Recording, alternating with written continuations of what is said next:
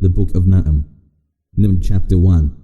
This is a revelation from the Lord about Nineveh. This book contains the vision of Nahum from Elkosh. God does not tolerate rivals.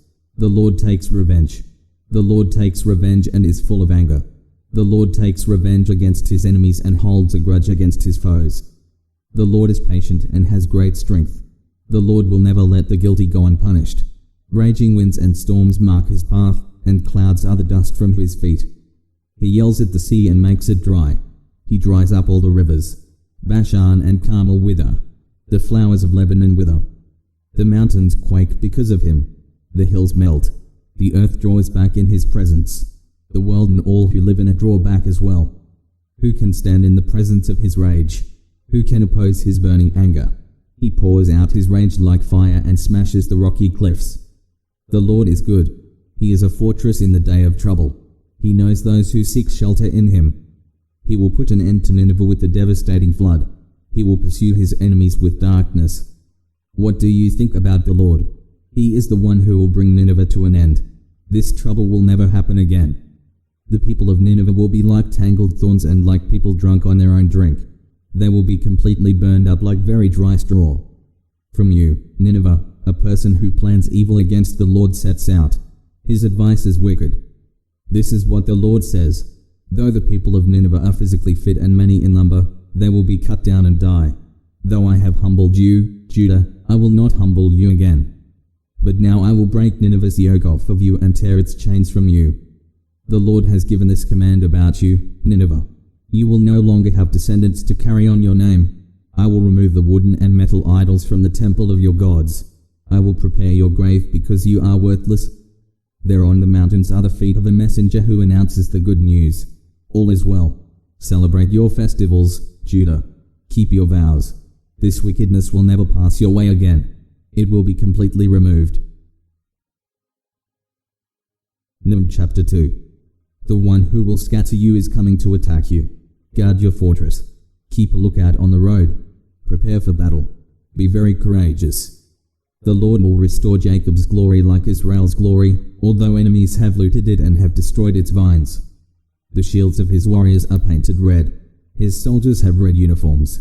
The metal on his chariots flashes fiery red, so do the spears when they are waved on the day he prepares for battle. Chariots are racing madly through the streets, rushing this way and that in the city squares.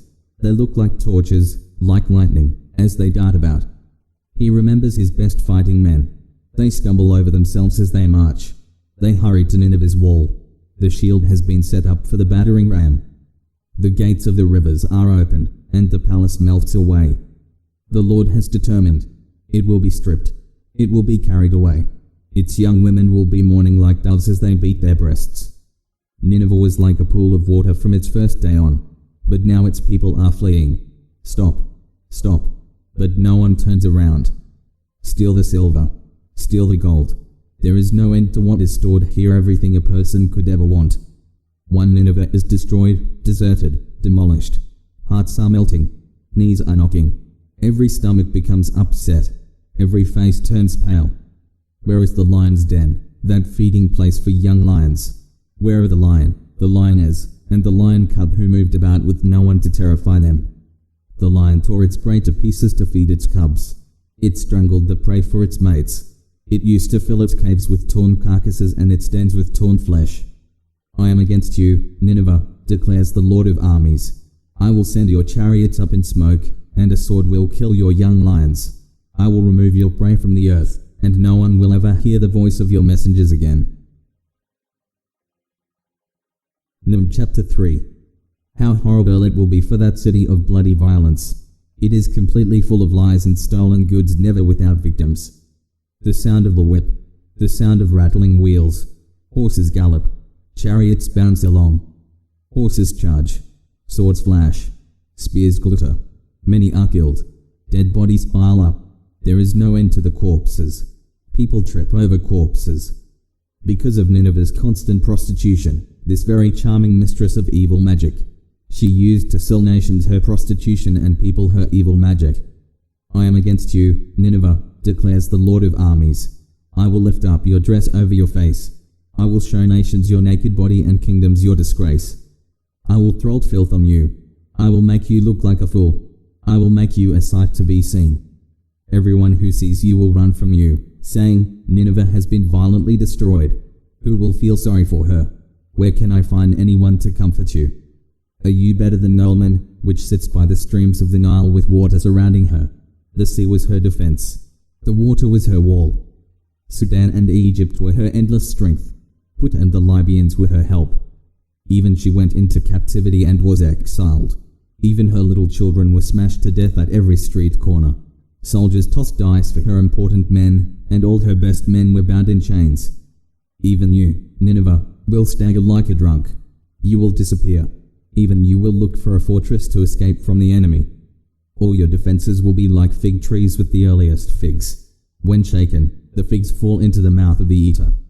Look at your soldiers. They are women.